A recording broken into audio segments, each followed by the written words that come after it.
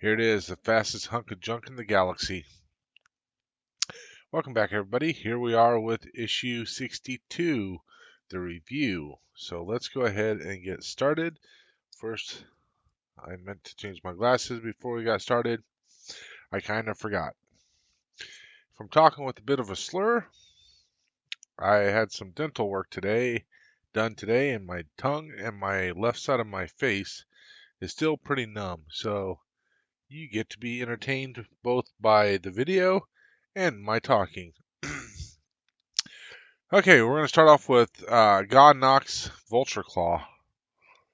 I'm not going to go into super great detail. This was only like in one or two episodes of the Clone Wars, but it's still a bit interesting. So, the Vulture Claw was a GS-100 salvage ship, considered a transport class. Its manufacturer was the Gallo Free Yards. Length was 174 meters. Acceleration is 1800 G. Maximum speed is only 400 kilometers per hour. Had a Class 2 hyperdrive, so that's pretty quick. Crew was one pilot and two co-pilots, which were droids. Passengers was 10 or 20 droid workers. Cargo was 140 tons. Armament was dual laser cannons and consumables for a month. There, excuse me. There you go. Gha Nachkt was a nefarious scavenger who roamed the space lanes of the Republic, hoping to profit from others' misfortunes. More specifically, as a battlefield scavenger, almost nobody dared to stand in Gha Nachkt's way. The Vulture Claw was outfitted with specialized salvage tools, updated sensors, military shielding, and thick armor, allowing him to cruise among the debris of starship graveyards. Her sensors were calibrated for detecting alloys and chemical traces that could be connected with valuable materials. Assisted by multi-spectrum spotlights, little escaped the Trandoshan's attention. Two large grasping claws were situated on each side of the GS-100 and were constantly reaching out for debris that could be of any value. The retractable arms were controlled by a simple droid brain programmed to bring the scavenged parts inside the Vulture Claw so that Nachkt could reforge or sell his scrap. This is the really interesting part. So, only a small part of the ship was dedicated to the crew's needs. Nachkt's cockpit was found on the bottom of the ship's bow, so the cockpit's actually right there. Usually you would see cockpits up there, but it's down there. Um, uh, it also functioned as his private quarters since it had a bed and some cargo compartments in the back. The Trandoshan did have have another private room, but he preferred to remain in the cockpit so he could react as quickly as possible whenever something had been detected. It was unwise to explore the rest of the ship too deeply because Noct had installed some unique items, such as a pair of IG-86 Sentinel droids, although these were allegedly deactivated. The first dorsal structure housed the ventral docking hatch, an area where salvage was sorted, and with a lot of small passageways. This part of the Vulture Claw was no more than a reeking maze of oily holds, workrooms, and storage areas. Two TT-8L gatekeeper droids guarded the hatch to scan Nox's clientele as they came aboard. The central pod, so you can see, I'll kind of break this. Here you can see there's three different pods. Okay, so this is the first pod. Now we're talking about the central pod. The central pod housed two processors for smelting collected parts and the lower hold where particularly dangerous salvage was stored. Finally, the aft section housed the forge that Gha Nachkt used to turn reclaimed Durasteel into warhead slugs, plus a mobile smelting operation.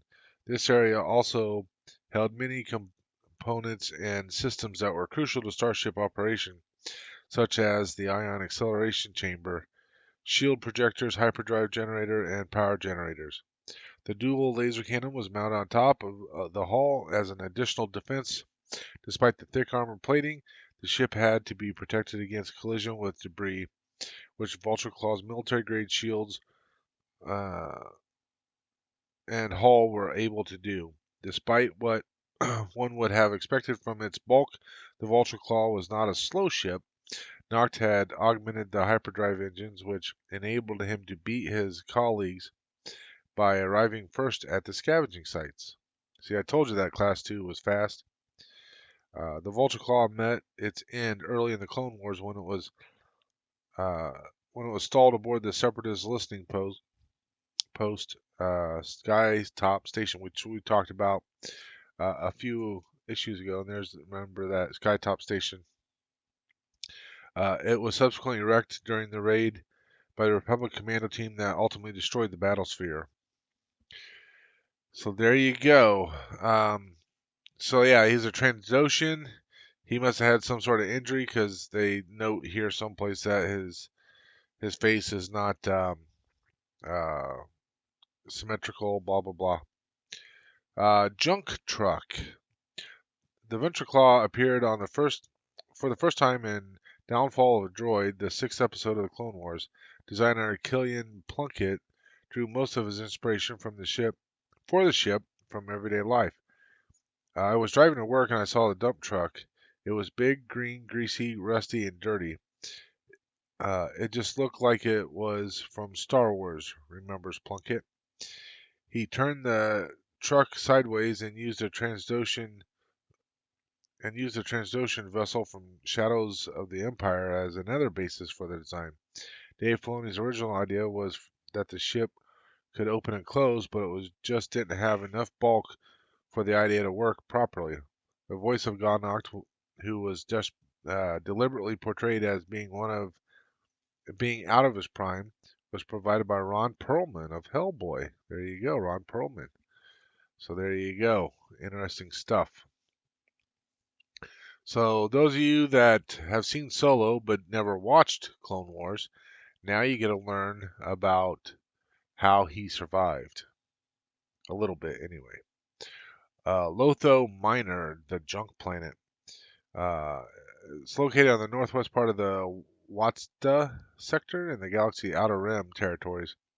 The Lutrilian Cross is now the closest and largest hyperspace route that leads to the Lotho Minor system. But despite its more or less remote location beyond the western reaches, Lotho Minor was discovered very early in the history of the Galactic Republic. Since there were no indigenous sentient life forms, it was quickly designated as a junk repository. Initially, the Republic and several large megacorporations controlled the traffic destined for Lotho Minor, but with no Republic space station or permanent presence to patrol the system, the planetary surface and the planetary surface, Lotho Minor became an attractive solution for everybody who was capable of sending their waste and junk to the planet. When it comes to collecting junk and refuse, Lotho Minor even outranks Raxus Prime, and the planet is constantly being visited by large transport ships or drones that dump their cargo from low orbit without warning or paying heed to any security measures. No approach vectors are established for entering the planetary atmosphere. Getting closer to Lotho Minor from outer space will reveal a brownish surface, but its actual condition can only be witnessed after entering the atmosphere. Lotho Minor's entire surface is filled with enormous piles of waste, junk, and discarded materials. Some of the junk is digested by perpetual fires that will most likely continue to burn until the end of time. The endless junk fields are wrapped in a brown, sandy hue, and strong winds blow Lotho Minor everlasting foul dust around the globe. Pretty cool. Before we move on here, we're going to talk about Savage Opress. So Savage Opress, he is significant from the Clone Wars. Try to get it so there's no. So he's a um, Zabrak like Darth Maul.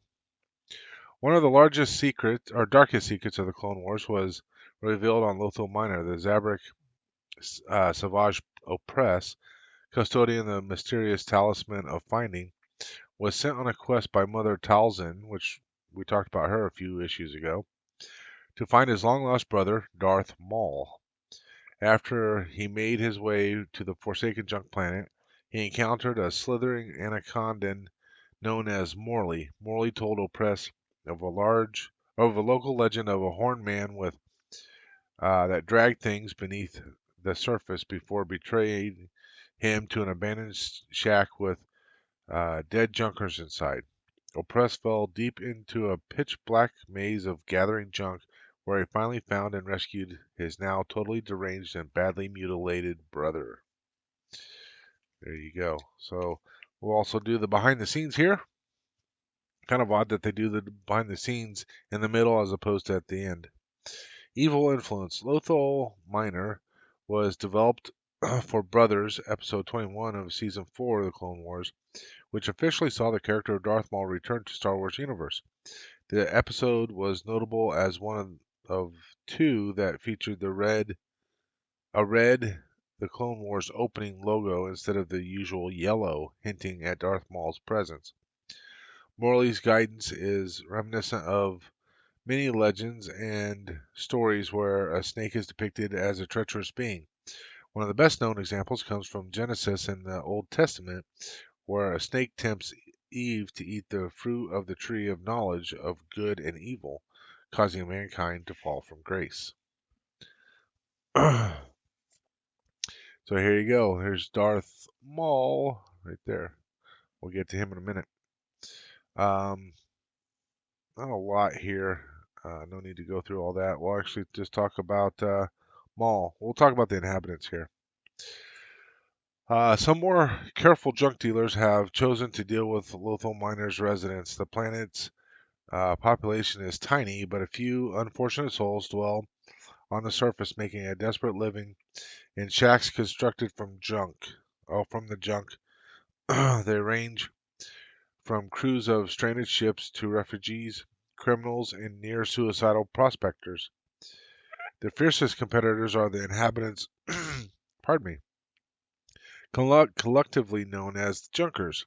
These technologically advanced, recluse beings seem to be a hybrid of organic and mechanical parts.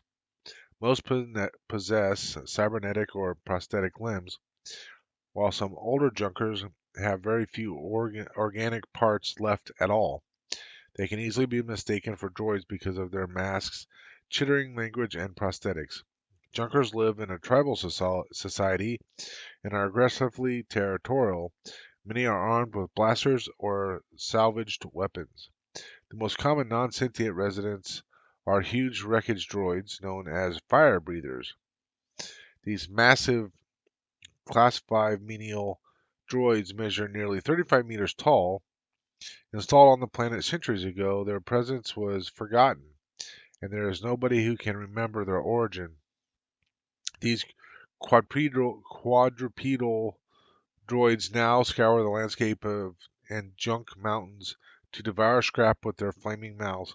While it's a miracle that the fire breathers are still operating after such a long time of facing many hazards, their programming has become quite erratic, and these catatonic giants are a constant danger to any being on Lotho Minor. So here you can kind of see the fire breather there. There's another view of their face. All right, let's talk about Maul. So as you can see, he's got a few more than just two legs here. Before the outbreak of Clone Wars, Palpatine sent his Sith apprentice Darth Maul to capture Queen Amidala, who was vital to his plans. During the Battle of Naboo, Maul killed Jedi Master Qui-Gon Jinn, but was in turn cut down by Obi-Wan Kenobi. Unknown to the galaxy at large, Maul survived his horrible injury and fell down a reactor shaft. He eventually ended up on Lotho Minor, where he replaced his legs with 6 spider-like appendages that allowed him to walk again. Maul was slowly driven mad with rage for Kenobi and for Darth Sidious's betrayal. Oppressed eventually took his brother to Dathomir, where Talzin restored her son's memory and gave him new cybernetic legs. Pretty cool. Blaster pistols. Technically, a type of ranged energy weapon, blasters have dominated the galactic conflicts for centuries. All blasters direct a high energy particle beam at the opponent, focus into concentric coherent bolts that strike with concussive impact. Most blasters also have settings that can be adjusted merely to stun or to have fatal effects. Blaster manufacture. There's scientific principles that have been understood for eons, but personal blasters came into being when it was discovered how to miniaturize the technology into a compact form that would fit into the body of a handheld pistol or rifle or pistol. The latter would rapidly become the most common energy weapon in the galaxy. Relatively cheap, easily carried or concealed, and simple to wield with one hand, they are carried by spacers, traders, enforcement officials, military personnel, pioneering settlers, criminals, and anyone else whose activities suggest they may require some basic firepower. Their needs are catered for by a host of manufacturers, some of which churn out millions of identical workhorse weapons designed to appeal to mass market at the right price. Among the biggest names are the galactic giant Blastech and its rival Merson. Others include Sorosub, better known for its vehicles, but also a serious player in this field. More niche manufacturers cater to specialist markets and with some prepared to make one-off custom orders, although they inevitably come at a higher price. Their customers include both professionals who want a blaster that fits their special preferences and wealthy individuals who want an expensive statement piece. Types of blasters. So there's several types of blasters. The cheapest blaster is a basic holdout pistol, small and easy to conceal. They are designed mainly for protection and are popular with individuals such as politicians, aristocrats, or gamblers who may be targets but don't want to advertise they are carrying a weapon. Most use energy cells, good for only a handful of shots. Regular medium blasters are heavier, with power packs that allow sustained firing and multi-fire option. Many can be customized or upgraded to suit the user, but this is generally reflected in the price, with basic workhorse pistols being much cheaper. Heavy blasters uh, are all about stopping power, where, for one reason or another, it is impractical to carry a blaster rifle. On most planets, ownership is generally tightly controlled, so these weapons are mainly used by military or law enforcement officers, professional bodyguards, and the underworld. In close combat situations, they are lethal.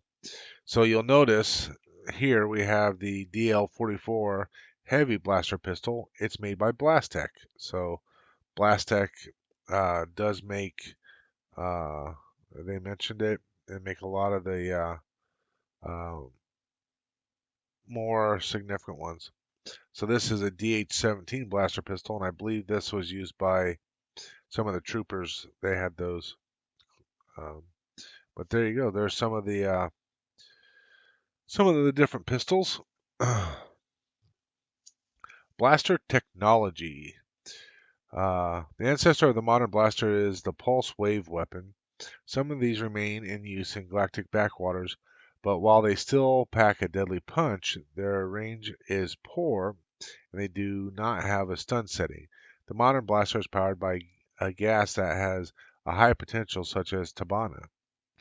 Some amounts of this gas are released from the gas cartridge into the chamber where the power pack energizes the gas before passing it into the actual blaster module, which transforms it into a package of compressed high energy particles. The package is pressed through a prismatic crystal, which focuses focuses it into a particle beam combined with intense light. Finally, this is fired from the emitter nozzle as a glowing energy bolt whose color depends on the gas used in the focusing method. The process also generates heat, which is the chief cause of blasters malfunctioning during rapid firing, as they are quite likely to overheat, making it look real. Does this look familiar? It should. The basis of Han Solo's DL-44 blaster, like many of the other Star Wars weapons, is a real gun. In this case, the German Mauser C-96. This was a very popular weapon in the early 20th century. Copies were made for the Soviet Russians, and hundreds of thousands of copies were made by China during World War II. After George Lucas told designer John Barry and set director Roger Christensen that he wanted Star Wars weapons to look real and visceral, not like real and visceral. Jeez. John Barry took him to a props hire company that offered a wide selection of real weapons. As Barry explained, rather than have your slick, streamlined ray guns, there are really quite large chunks of real weapons with additional things fixed on to them. It stops them from having that homemade look. The most important component in Han Solo's DL-44 blaster was a pistol used for its base, which was a German semi-automatic pistol, the Mauser C-96. This has a comfortable curved wooden grip and sometimes nicknamed the broom handle, and a distinctive box magazine in front of the trigger. So there you go. And if you are interested in seeing one of these converted into Han Solo's DL-44, if you find Adam Savage's YouTube channel for Tested, I believe he's got a video out there of him doing that on one of his one-day builds. It was pretty good. So that is everything for issue 62. In the next issue, we're going to get one of these equipment inserts. So maybe we'll be doing that. We'll be getting some more framework. And we'll see what we're going to do in issue 63. All right. Well, thank you, everybody, for stopping by. And I will see you in the next one. May the Force be with you always.